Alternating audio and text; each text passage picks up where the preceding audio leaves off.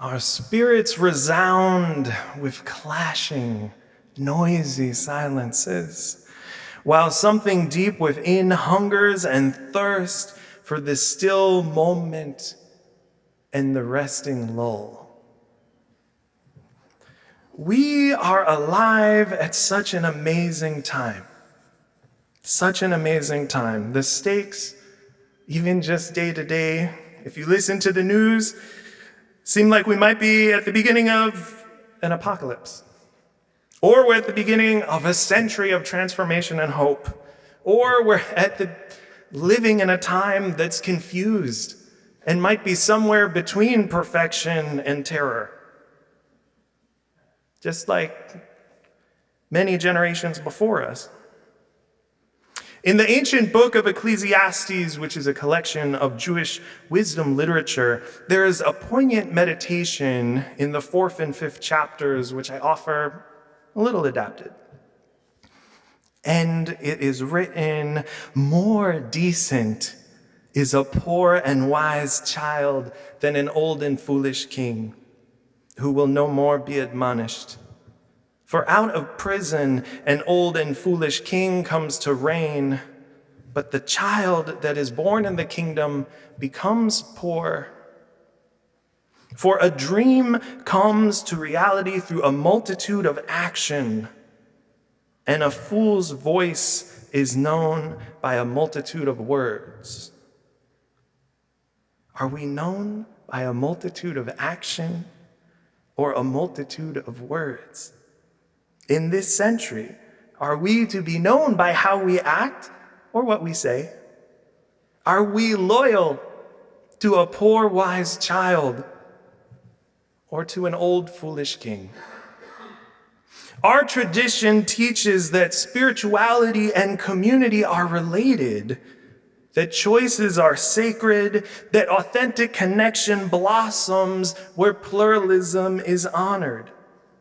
And in this glorious Gilded Age sanctuary, we have ancient reminders on the wall. The kingdom of God is within you.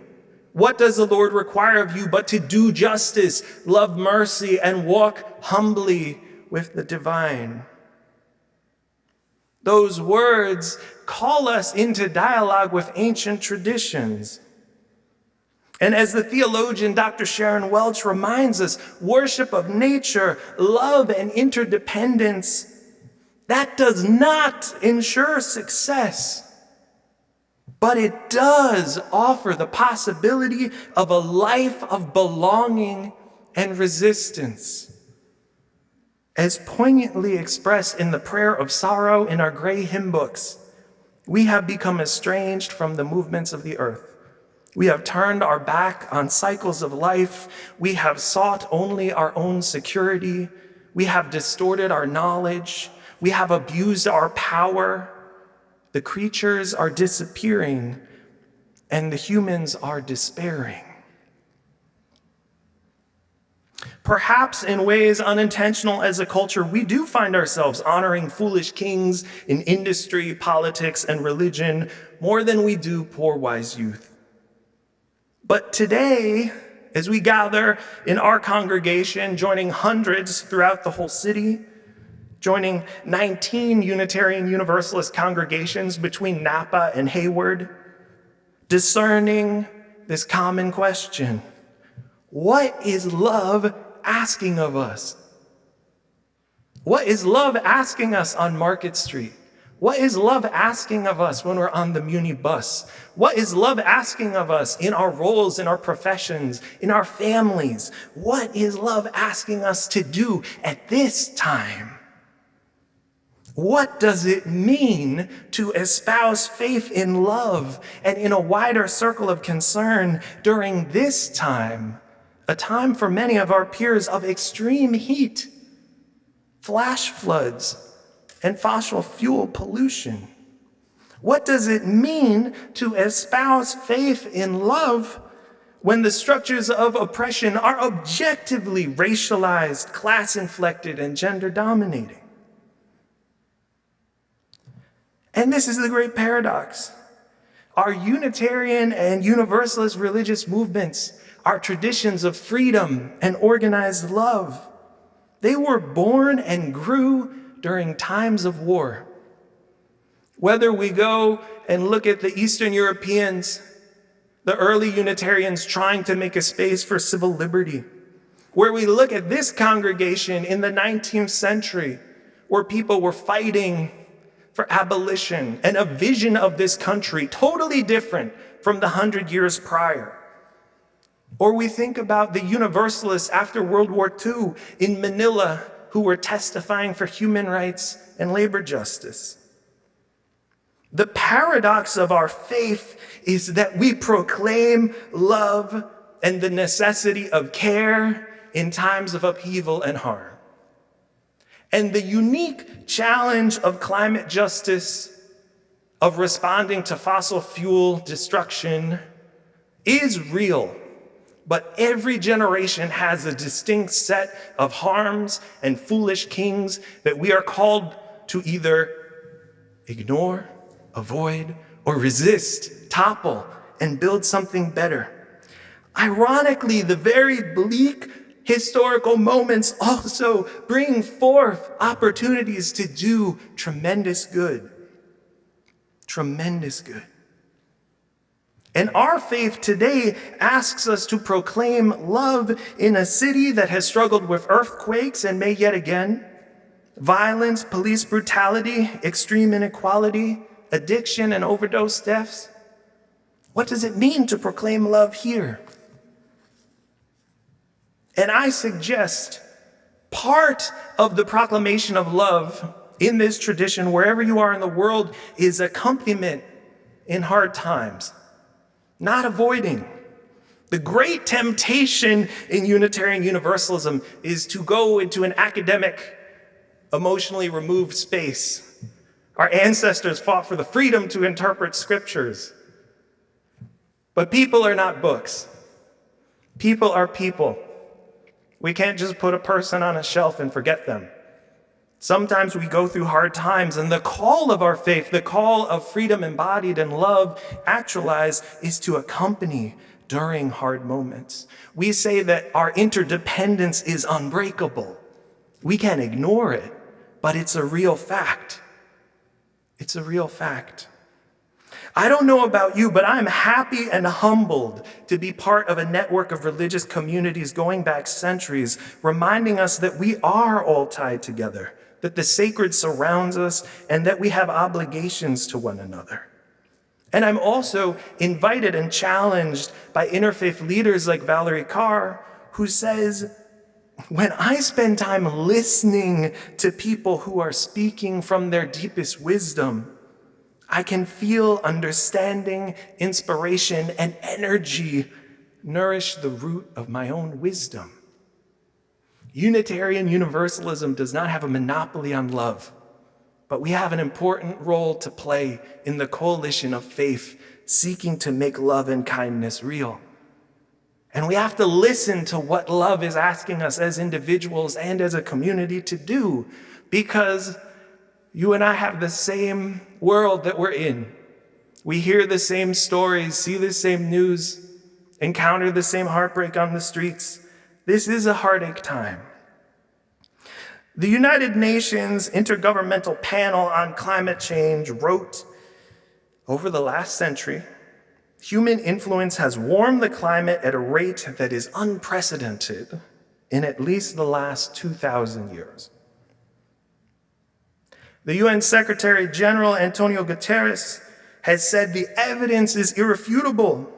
Greenhouse gas emissions are choking our planet and placing billions of people in danger. Global heating is affecting every region on Earth, with many of the changes becoming irreversible. We must act decisively to avert a climate catastrophe. Christiana Figueres, one of the lead negotiators for the 2015 Paris Climate Accord, said in a 2021 lecture, "The question that follows immediately, and that I am often asked, is, are we doomed?" And she replied, no, we are not doomed. The latest science tells us that to keep 1.5 Celsius not just alive, but front and center, we must have global emissions by 2030, a much shorter time frame than we expected in 2015, and we must actively protect and regenerate nature.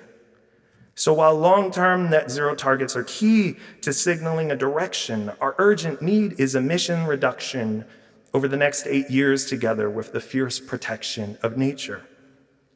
From the Pope and the Dalai Lama, from the president of the Sisters of Mercy to the president of the Union for Reformed Judaism, to our own Unitarian Universalist president, Sophia Bettencourt, religious leaders cry out for communities and culture to respond, to live more sustainably without exploitation, and to move from our dependence on fossil fuels to cleaner, safer energy. If anything, the mantra is we can change, we can change, we can change.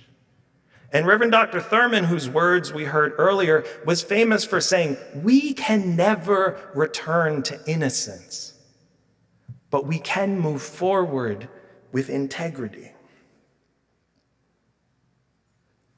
According to a 2022 study from Pew, 7 in 10 Americans said their local community experienced extreme weather. Imagine how many would say yes this year. And what is extreme weather? Droughts, floods, intense storms, water shortages, wildfire, rising sea level.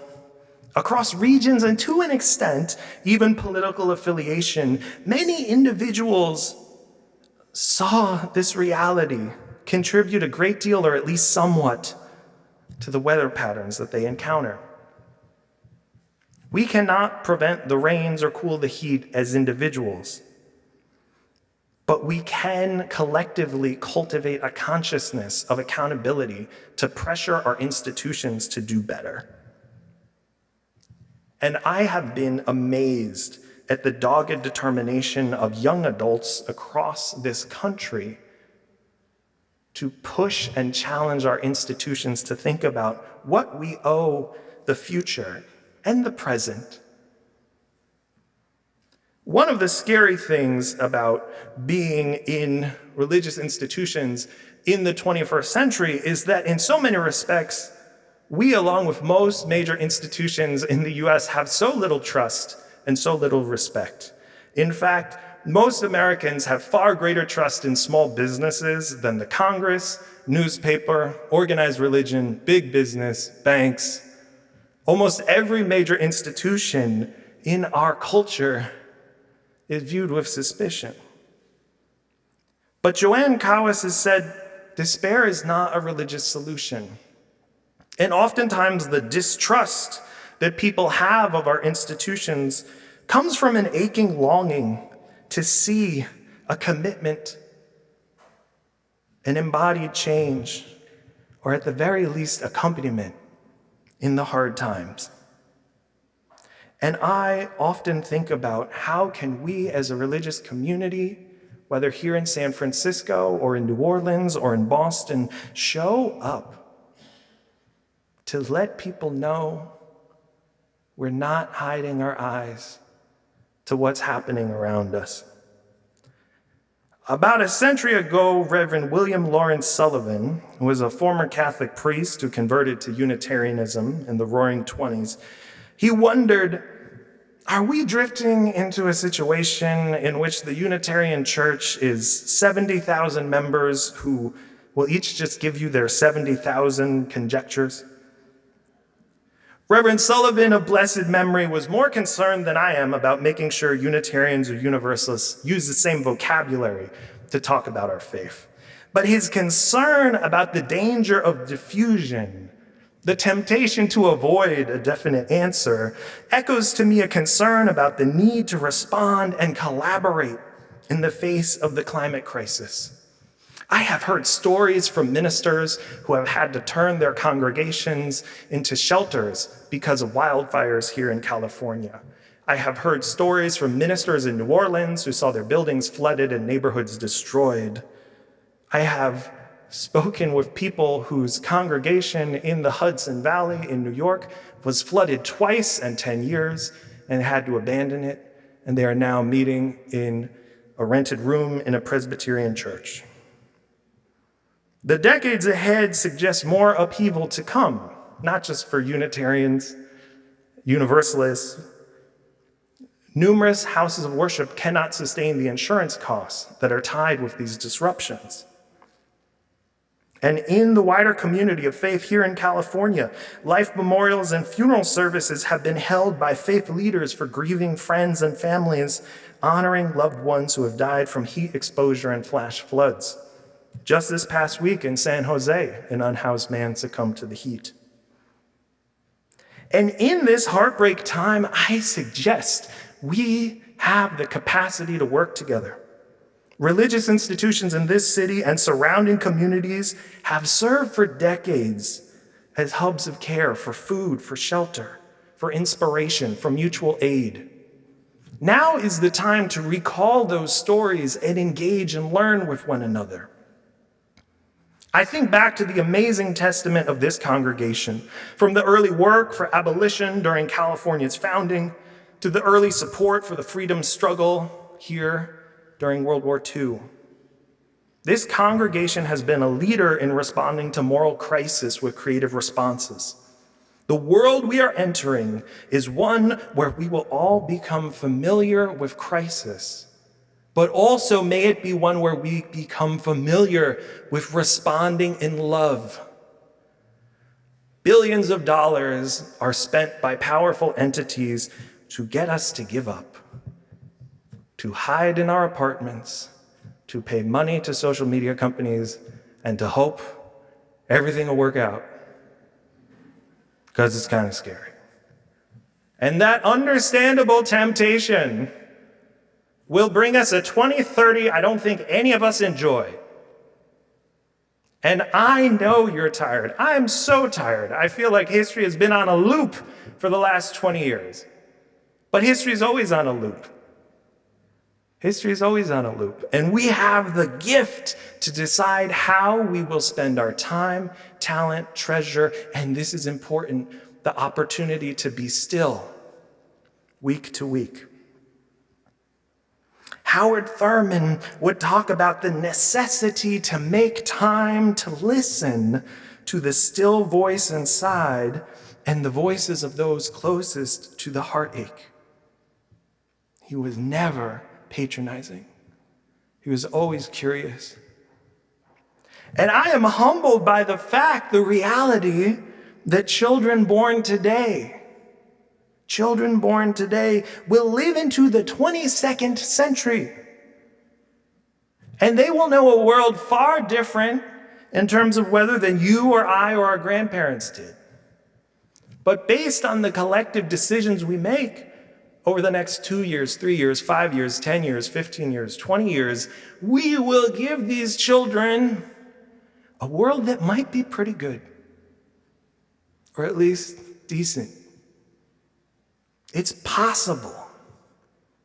It's possible.